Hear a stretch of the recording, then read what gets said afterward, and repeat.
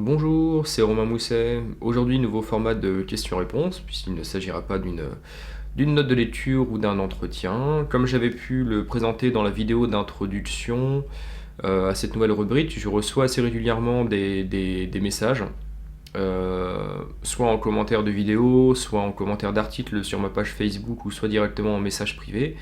Et j'avais pris l'habitude d'y répondre individuellement, mais je me suis dit que proposer ce nouveau format, cela pouvait être intéressant parce que certaines questions revenaient assez régulièrement et apporter des clés de compréhension à tout le monde serait un peu plus pertinent plutôt que de faire des approches individuelles, sachant que certains d'entre vous pourraient éventuellement se poser ces mêmes questions. Voilà. Donc aujourd'hui, j'ai retenu deux questions. Qui nous amèneront déjà sur la vingtaine de minutes, je pense, parce que vous savez que j'ai tendance à développer beaucoup. Donc, première question, celle de Sabine. Bonjour, j'ai fait une balade avec vous cet été à Bignan, dans le parc du château avec ma chienne, et j'avais beaucoup apprécié votre vision de la nature et de notre rapport au chien. Je pense que c'est lié très certainement à mon côté un peu alternatif et assez ouvert sur la spiritualité. Je reviendrai d'ailleurs sur ça lors d'une prochaine vidéo. Je fais un petit peu mon vendeur de tapis. Je vais proposer maintenant, je pense, bref, avec le petit réseau que je me suis créé, je commence à avoir toute une dynamique de thérapeute et d'approche alternative sur le chien. J'ai décidé de proposer des week-ends de formation, puisque j'ai la possibilité d'avoir un local à ma disposition, prêté par l'une des intervenantes de ce programme-là. Donc je vous invite vraiment à consulter ma page pro Facebook, éventuellement mon site internet, parce que je mettrai à jour ces projets. Je vais axer donc ces week-ends de formation que j'essaierai de faire plusieurs fois dans l'année. Sur l'approche énergétique chez le chien de compagnie.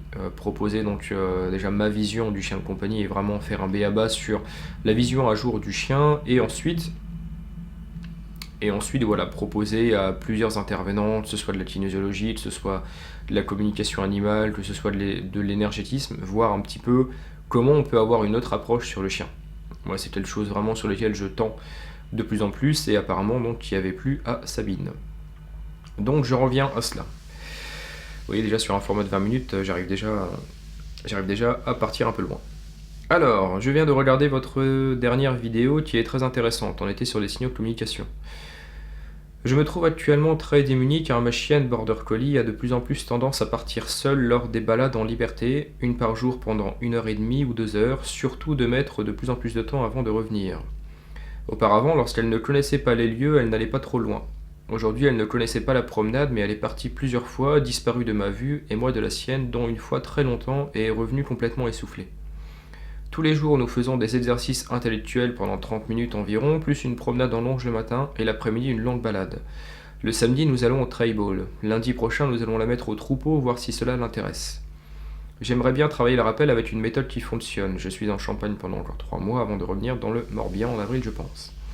Connaissez-vous une bonne méthode expliquée dans un livre telle que celle de Catherine Collignon avec la marche en laisse que je pourrais mettre en place en attendant de vous revoir pour l'approfondir? Je vous remercie à l'avance, bonne soirée Sabine. Pour répondre à ta question Sabine, déjà il y a plusieurs éléments.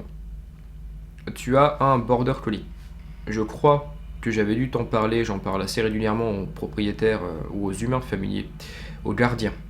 Parce que c'est vrai que j'aime pas forcément les mots propriétaire, maître, tout ça. Donc, les humains familiers de Border Collie vont assez régulièrement partir dans la dynamique dans laquelle tu te trouves maintenant. Je m'explique. Le chien Border Collie est un chien de travail. Qu'il soit issu de lignée de beauté ou de lignée de travail, nécessairement tu vas retrouver une génétique de border, une génétique de berger, une génétique de chien qui a besoin de beaucoup se dépenser. Cela étant dit, on a tendance, justement, comme on a un chien qui doit beaucoup se dépenser, on va beaucoup le stimuler. Et tu vas assez vite entrer dans le cercle vicieux de l'hyperstimulation. Dans la note de lecture de l'ouvrage d'Audrey Ventura, à savoir Le chien, cet animal qui nous échappe, j'avais justement fait la lecture de son article, de son chapitre sur la tragédie du chien de berger. Si tu n'as pas regardé cette vidéo, je t'invite à la lire, à regarder cette vidéo. Notamment, regarde dans le sommaire de la vidéo et clique directement sur la partie concernant la tragédie du chien de berger. Tu vas en apprendre énormément et je pense que tu vas pleinement te reconnaître là-dedans. L'ouvrage déjà de Catherine Collignon peut être intéressant pour apporter une autre vision du chien que moi de mon côté je soutiens, et en tout cas voilà, c'est une vision à laquelle j'adhère sur pas mal de choses. Lorsque tu as un petit chien, un chien en bas âge, avant que la génétique ne sorte, on va dire vers entre 6 et 10 mois. Donc c'était le cas lorsque nous nous étions rencontrés, parce que de mémoire, ta chienne était petite. Lorsque le chien est jeune, il va beaucoup rester proche de son humain familier, il va beaucoup rester proche de son gardien, qui va être principalement son référent dans son environnement. Donc, beaucoup d'humains familiers vont se référer à cette période où le chien est vraiment petit, chiot et sur lequel il ne prend aucune initiative, pour se dire finalement c'est très bien, puisque mon chien reste près de moi, il ne part pas en courant par rapport aux autres chiens, par rapport à son environnement, il est très proche, il y a un lien, c'est vraiment top. Seulement la génétique va sortir, comme je l'avais dit précédemment, entre 6 et 10 mois. Là tu vas avoir une prise d'autonomie de la part de ton chien, un chien qui va beaucoup plus aller explorer, un chien qui va parfois même ne pas obéir à son humain familier pour justement prendre des initiatives et être acteur de sa vie, de ses apprentissages de manière générale. Et c'est à ce moment-là que vont apparaître les premiers conflits chez certains humains, parce qu'ils vont estimer que là, voilà, leur chien leur désobéit, donc il faut serrer la bribe encore plus. Ou sinon, tu vas rentrer comme toi dans pas mal de doutes, dans pas mal de remises en question, et parfois justement entrer dans cette hyperstimulation qui peut être contre-productive vraiment pour un chien de berger. Donc moi, de ce que j'en lis, c'est que déjà en termes de balade, t'es bien. Une par jour pendant 1h30 ou 2 heures de balade, ok. Balade en libre, balade en longe. Moi, de ce que j'en lis, voilà, donc avant elle ne partait pas trop loin, maintenant elle a tendance à beaucoup plus partir, beaucoup plus explorer, c'est normal puisqu'elle grandit. Pour moi, là, il n'y a aucun problème, ni de rappel, ni de lien, vraiment, par rapport à cela. Là où je vais commencer à tiquer, c'est que tu m'écris, tous les jours nous faisons des exercices intellectuels, bon tu mets entre guillemets, j'ai intellectuel, oui, la notion d'intellect chez le chien est quelque chose d'assez délicat. Je vais revenir d'ailleurs dessus sur, je crois, la vidéo de la prochaine note de lecture de France Deval. Je fais un petit peu de pub au passage. Nous faisons des exercices intellectuels pendant 30 minutes environ, plus une promenade en longe le matin et l'après-midi une longue balade. Ok, donc tu es à plusieurs balades. Donc si tu es à 1h30 voire 2 heures de balade au final matin et soir, tu es après sur 4 heures de balade, ok. Plus 30 minutes de dépenses cognitives. Le samedi tu vas au trail ball, donc là tu vas en plus la mettre au troupeau. Moi je pense vraiment là que tu vas rentrer dans un contexte d'hyperactivité. C'est-à-dire qu'en fait tu vas habituer ta chienne à avoir beaucoup d'activités, à beaucoup se dépenser, beaucoup. Et je pense, peut-être que je me trompe, je pense que tu n'as pas forcément appris à ta chienne à être calme, à justement apprendre l'inactivité, apprendre la frustration, apprendre la patience. Le fait est que tu stimules ta chienne, va augmenter ses besoins de stimulation. Donc ce qui fait que parce que tu crois que tu vas la dépenser et la fatiguer, tu vas avoir une chienne qui est au contraire comme un sportif, comme quelqu'un qui va faire de la course à pied. Moi je me souviens quand j'ai commencé la course à pied, j'avais commencé avec un bouquin que mon père avait, qui datait des années 80, parce que mon père était marathonien. C'était au début, tu cours 30 secondes, après tu t'arrêtes une minute, tu cours 30 secondes, tu t'arrêtes une minute, tu cours 30 secondes, tu t'arrêtes une minute, t'as fini ta première séance. C'est tout con, mais avec une méthode comme ça, en 9 semaines, t'arrivais à courir 45 minutes. Ce que je veux dire par là, c'est que en faisant petit à petit, tu vas justement habituer ton corps et habituer ton esprit finalement à en vouloir plus, à en demander plus, à en demander plus. Pour le chien, c'est pareil. Si tu n'as jamais appris à ta chienne à justement être posée, à être calme, à être inactive, tu vas avoir une chienne qui nécessairement va être en demande. Et cette suractivité, elle va la dépenser elle-même lorsqu'elle va être en balade. Donc pour moi, ce besoin-là déjà, le besoin de lui apprendre à être posé, lui apprendre à être calme, à travers de la capture de comportement, à travers vraiment des activités où tu vas l'amener à se poser et à renforcer ces moments-là, ça va être intéressant. Après, pour moi, lorsque ta chienne est partie en balade, qu'elle est déjà hors de ta vue, et que là tu vas estimer que tu as un problème de rappel, c'est déjà trop tard. Moi, c'est ce que je dis souvent à mes clients, si vous n'êtes pas sûr à 200% que votre chien va revenir quand vous l'appelez, ça ne sert à rien de l'appeler. Sinon, à ce moment-là, vous faites comprendre au chien que lorsque papa ou maman m'appelle, j'entends la voix, mais que je revienne ou pas, c'est pas grave. Donc ça veut dire par là que lorsque le chien est petit justement, que la génétique ne s'est pas développée et que le chien va être très proche de son humain familier, c'est à ce moment-là qu'il est super intéressant, super important justement de capturer ces comportements, de renforcer, de féliciter le chien qui va te regarder, le chien qui va être attentif à toi, parce que justement en faisant cela, tu vas amener ton chien à être beaucoup plus en lien avec toi. Après, lorsqu'il va grandir, effectivement, il va partir. Si en plus, lorsque ta chienne part, elle revient essoufflée, c'est ce que tu m'as dit à un moment donné, dont une fois, elle est partie très longtemps et elle est revenue complètement essoufflée. Donc, si en plus tu as de la prédation, ce qui est relativement banal, voire même normal pour un chien de berger, puisque le Border Collie est un chien qu'on a sélectionné génétiquement pour avoir un haut niveau de prédation. Je t'invite à regarder, si tu ne l'as pas fait, la vidéo que j'avais fait de 5 minutes pour comprendre sur le comportement de prédation. Donc, ton border a besoin de faire de la prédation. Il a génétiquement été créé pour cela. Donc c'est sûr qu'une fois que ta chienne part, qu'elle va remonter une odeur de gibier, là tu vas la perdre. C'est évident, si déjà tu n'as pas forcément un lien, que si tu ne lui as pas appris en amont l'inactivité, la frustration, le calme, le fait de ne pas avoir de rappel à ce moment-là, je comprends que c'est très problématique en soi, mais pour moi, c'est pas la priorité numéro 1. C'est-à-dire que là, le fait que tu n'aies pas de rappel, c'est un symptôme d'un mal-être. Pour toi, en tout cas, oui. Mais en tout cas, d'une situation plus globale. Alors moi, ce que je pourrais te recommander, c'est que, oui, bah déjà, quand tu reviendras, on pourra se voir. Mais je pense que la priorité n'est pas d'apprendre le rappel, ou d'utiliser telle méthode ou tel outil pour apprendre le rappel. Parce que je pense qu'avant de faire cela, il va falloir que tu travailles autre chose.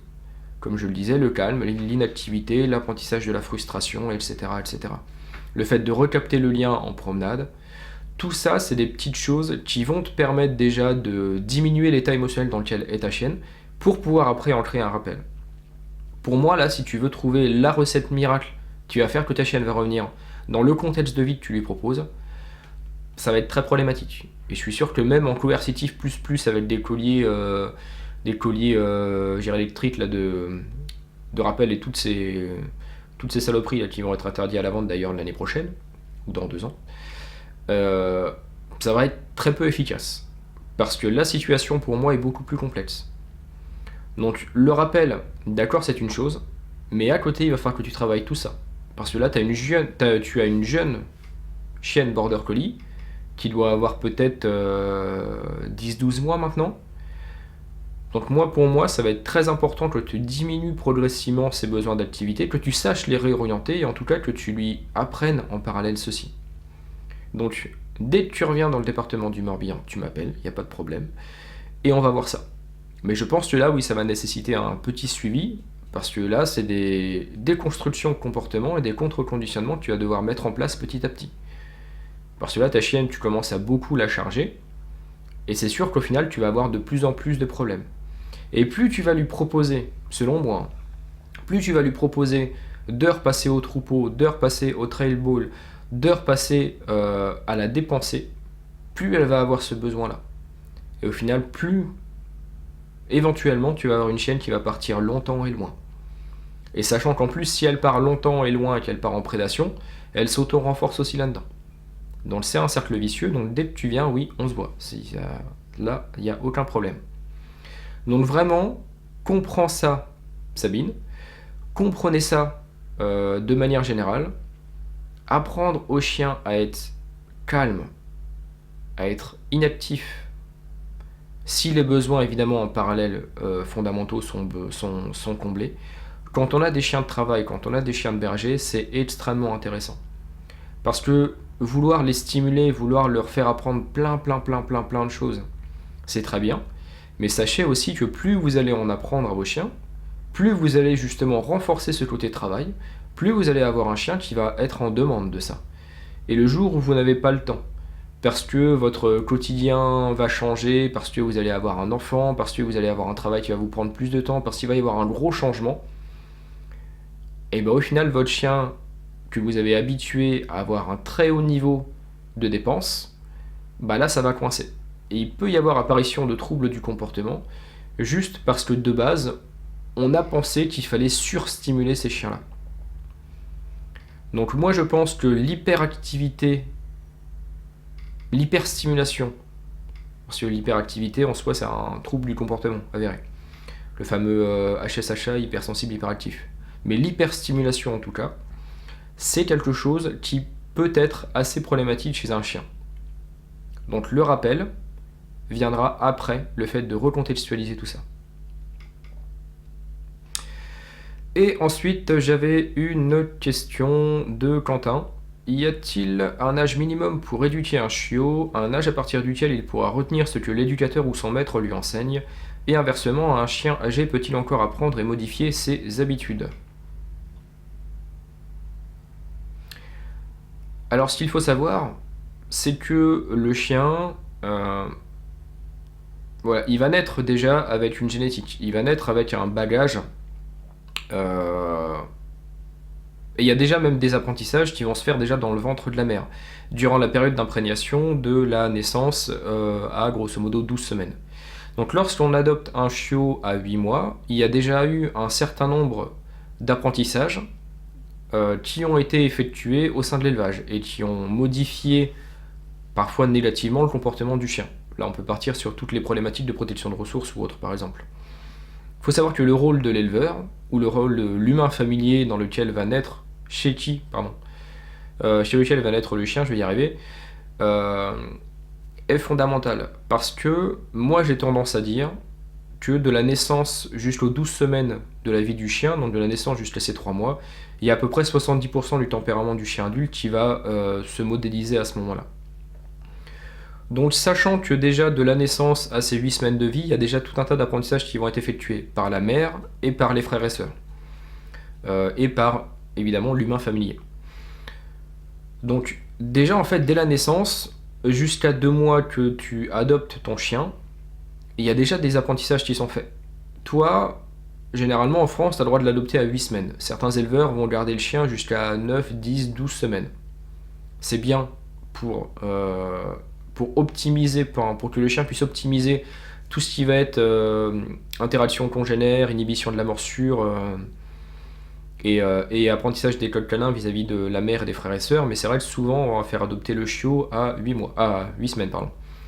Donc ton chien il va arriver chez toi, déjà à 8 semaines il y a déjà un petit bagage d'apprentissage qui a été fait. Donc toi tu peux déjà commencer dès l'âge de 8 semaines à lui apprendre des choses. Après, il y a apprendre et réapprendre. Moi, je pense que déjà mettre en place un cadre, travailler sur ta gestuelle, sur le fait de comprendre les besoins fondamentaux du chien et l'amener justement à travers du renforcement, avec du suivi naturel, avec, par exemple, ce que j'ai dit précédemment dans la question de Sabine, à savoir, voilà, quand il va être en promenade, il va être super attentif à toi, tu peux renforcer ça. Avec de la caresse, avec la voix, t'as même pas besoin de vraiment commencer à conditionner des comportements spécifiques. Il faut savoir que justement, donc jusqu'à ce que la génétique sorte, le chien va apprendre énormément de choses, et ça va lui faire plaisir d'apprendre énormément de choses, parce qu'il ne va voir principalement qu'à travers les yeux de son humain. Enfin, ça veut dire par là qu'en fait, à ce moment-là, le chien, il va obéir pour faire plaisir. Je schématise vraiment, c'est beaucoup plus complexe que ça.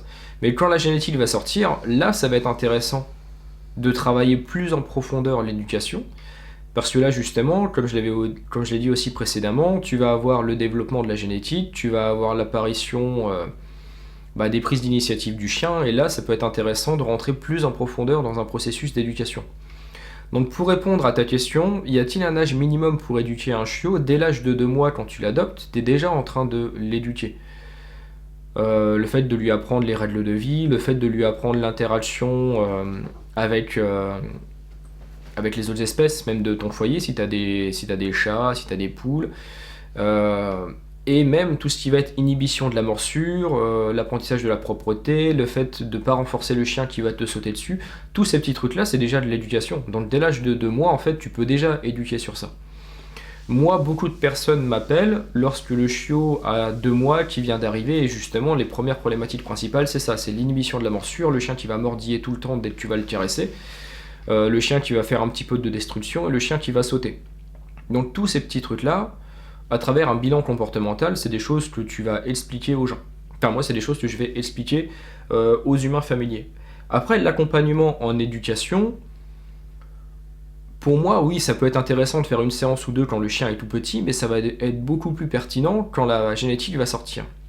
Puisque, comme je dis, c'est vraiment là que tu vas pouvoir vraiment comprendre les renforcements, les contre-conditionnements, et renforcer ou non certains processus chez le chien. Mais l'apprentissage de la marche en laisse, par exemple, comme j'avais expliqué dans la note de lecture de Catherine Collignon, apprendre à mon chien à marcher en laisse sans tirer. Déjà, quand le chien est petit, il faut l'habituer au matériel, il faut l'habituer au collier, il faut l'habituer à la laisse. Donc déjà, même tous ces petits trucs-là, quand il est chiot, c'est déjà de l'éducation. Donc dès l'âge de 2 mois, tu peux le faire. Après, la neurogénèse, le développement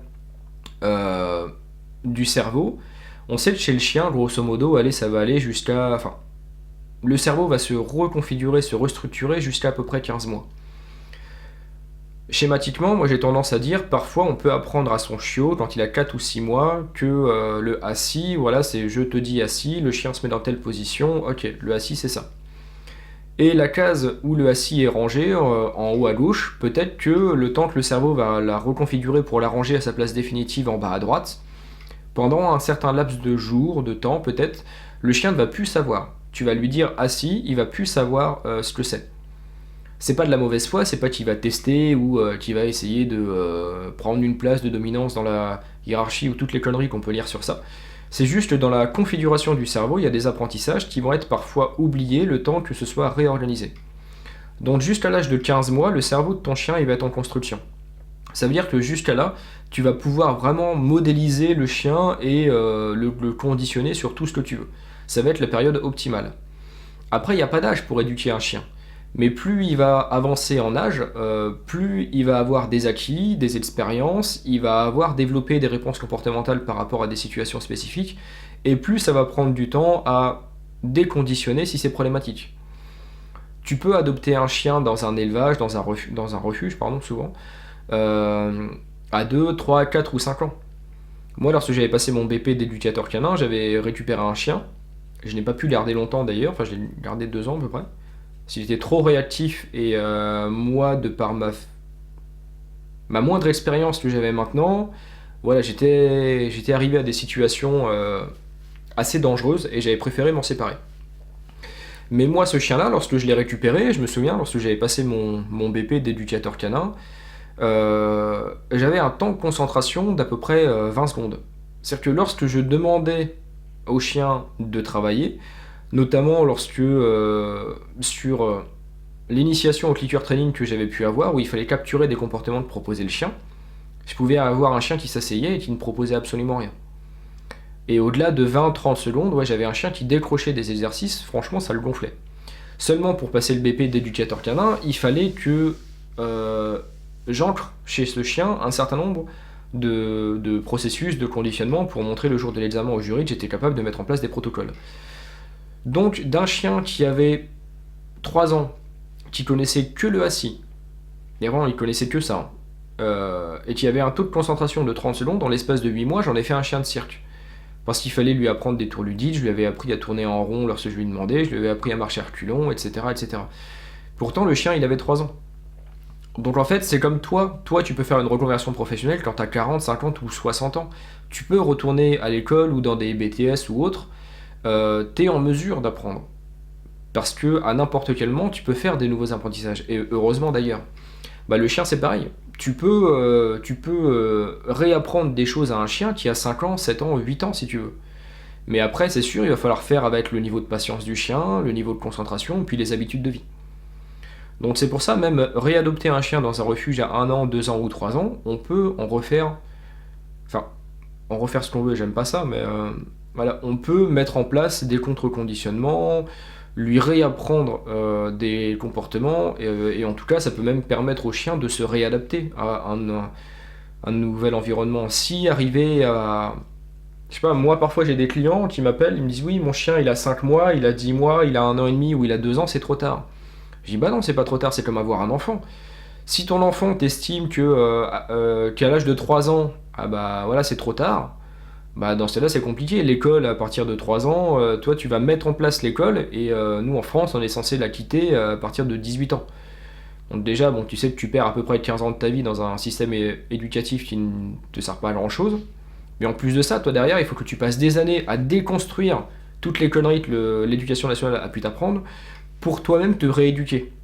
Donc tu dis toi-même en tant qu'humain, déjà tu vas rentrer dans des processus d'éducation ou de rééducation, parfois jusqu'à 30-35 ans, tu vois. Donc bah, pour le chien, c'est pareil. Le chien, à n'importe quel âge, il est capable d'apprendre, de réapprendre, de désapprendre aussi. Donc voilà. Aujourd'hui, question de Sabine, question de Quentin. Comme j'ai pas envie que la vidéo dure trop longtemps, je vais faire que 2 ou 3 questions à chaque fois. Donc je vous invite à liker, partager cette vidéo comme d'habitude, ça aide au référencement et aux algorithmes YouTube. N'hésitez pas à continuer à me poser vos questions par commentaire, par MP, par réponse sur des articles ou autres. J'essaierai 1 à 2 fois par mois de proposer ces vidéos-là, en plus des notes de lecture et des vidéos thématiques. Voilà. Donc je reviens vite fait sur la création des événements, l'approche énergétique chez le chien, c'est quelque chose... Vraiment, c'est un projet qui me tient à cœur et sur lequel je m'attarderai un peu plus longuement. Donc je ferai intervenir plusieurs intervenants pour avoir plusieurs disciplines, plusieurs spécialités pour pouvoir avoir cette approche-là chez le chien de compagnie.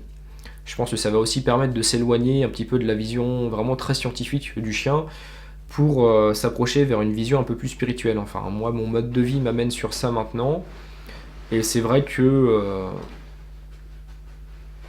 c'est vrai qu'il y a pas mal de gens aussi qui sont en demande sur ça. Donc n'hésitez pas à suivre ça, ma page Facebook, mon site internet, et voilà, à même partager éventuellement ces événements-là si ils vous intéresseraient, et en tout cas à vous y inscrire. Moi ça me permet d'anticiper le nombre de personnes qu'il y aurait, de pouvoir justement proposer un week-end de formation constructive pour tout le monde. Voilà, prenez soin de vous et à bientôt.